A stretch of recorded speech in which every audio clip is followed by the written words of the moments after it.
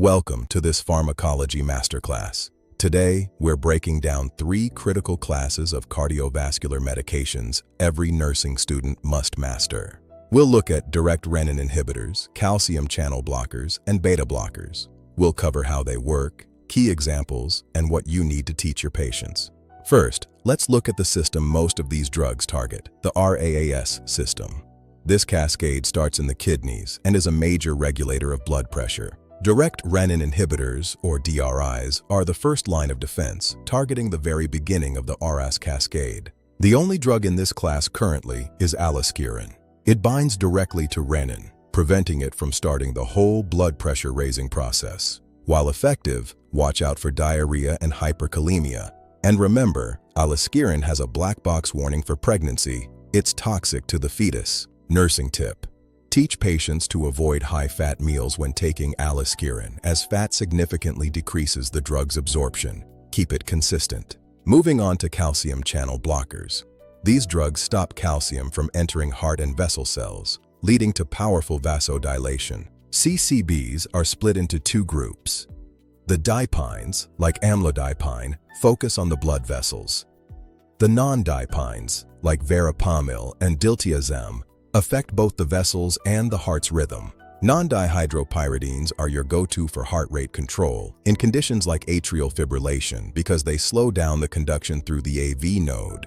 Watch for peripheral edema, those puffy ankles, especially with amlodipine.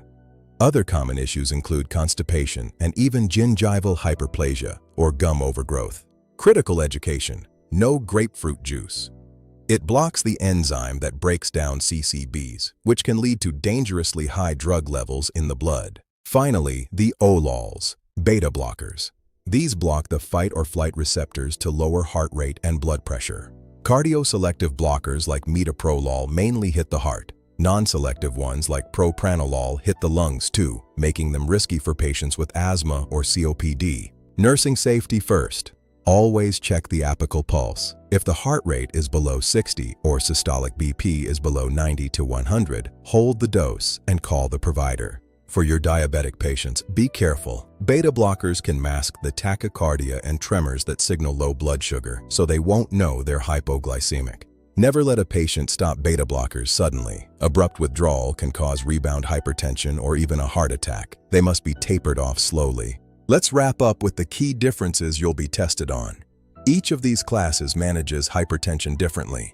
DRIs stop the system at the start. Calcium channel blockers focus on vasodilation and conduction. Beta blockers decrease the heart's overall workload. Remember the teaching: consistent food intake for aliskiren, no grapefruit for CCBs, and always check that apical pulse for beta blockers. As a nurse, your role is assessment and education.